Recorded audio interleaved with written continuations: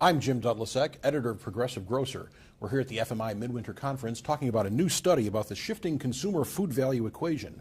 And we're here with folks from the three organizations that commissioned that study: the Food Marketing Institute, the Grocery Manufacturers Association, and Deloitte Consulting.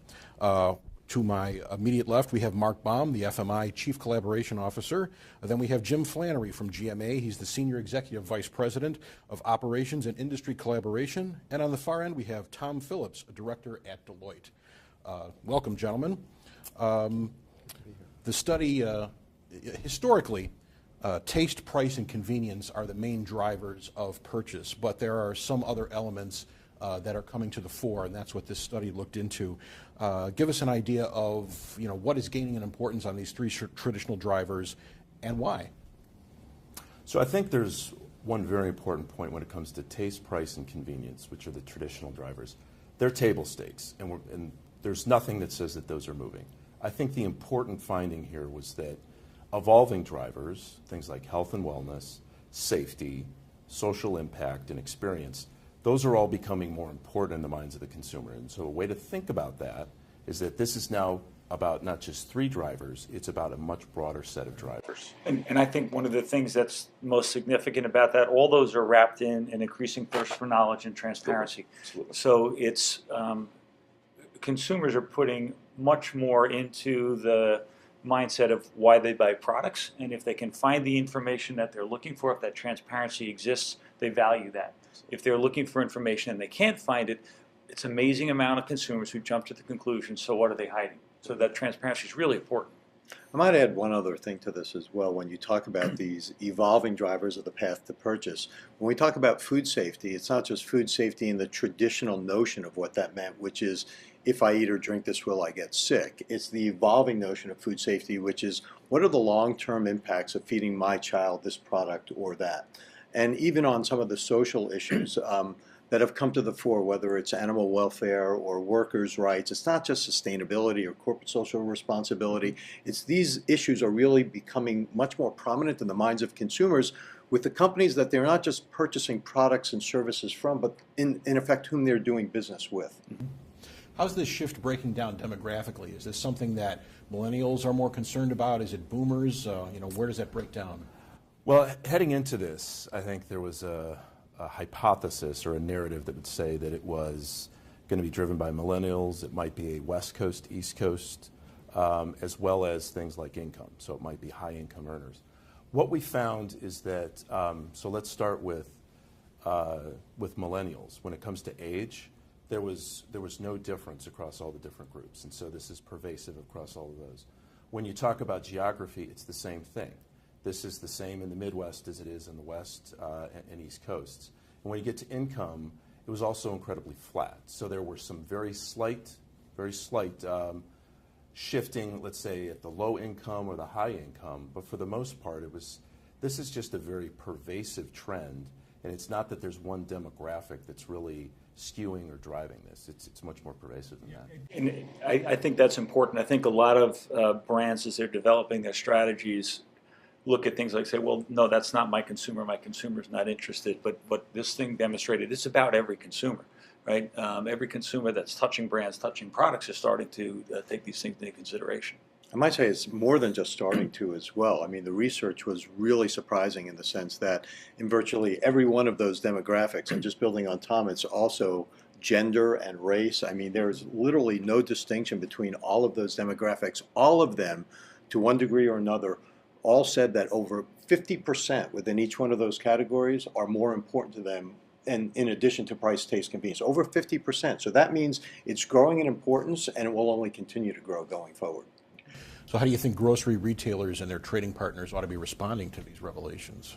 Well, it's a game change in many respects. I mean, to the extent that it's pervasive, whether you're operating a store in Portland, Maine or Portland, Oregon, your consumers are concerned about these issues, and you need to know what the implications for your business are, whether it's the assortment of products that you're providing them, the services that you're doing, going beyond what we call product plus from a service standpoint, and the way in which you engage with your consumers. You've got to find new and better ways of communicating and of listening to what it is that concern them, and providing them with the information that they need to make more informed and better choices based on the most important drivers to their purchases, which also means the implication is we're entering a new era of the need for personalization and customization.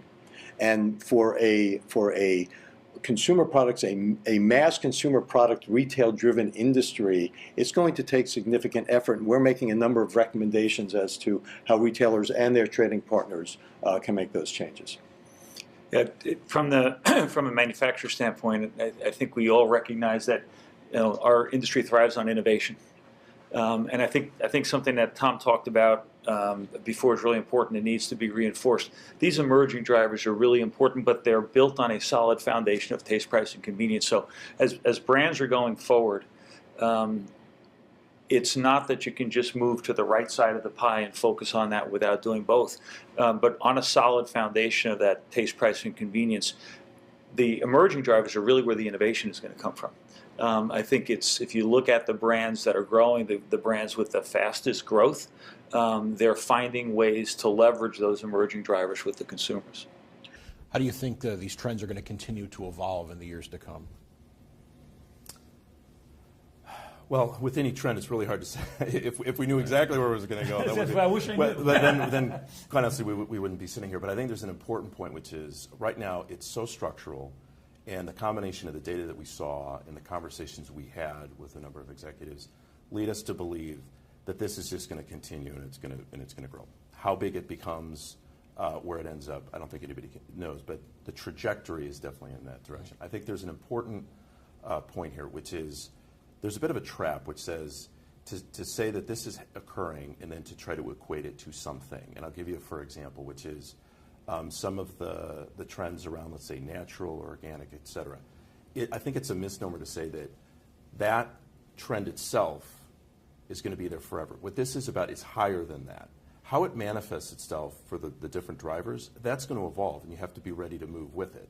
You can't say that this trend equals something kind of in the mindset of today. And I think that's a bit of a shift for the industry, which is you're not going to be able to just anchor into any trend. You're going to have to be ready to move as the consumer moves moving forward.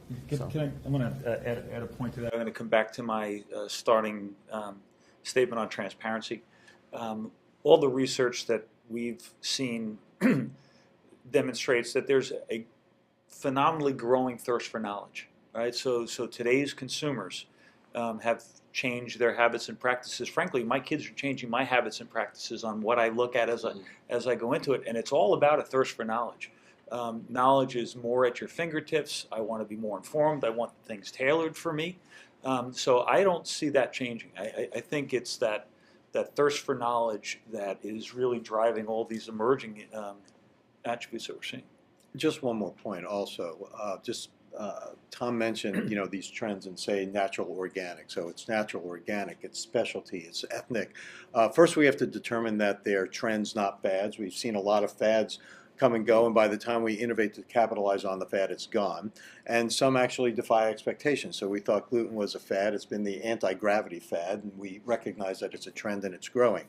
And it's, one particular set of products or categories today, it's another set tomorrow. Yeah. The key is not to just abandon what it is that you're doing, but to build on what you're doing and maybe adjust your business model accordingly.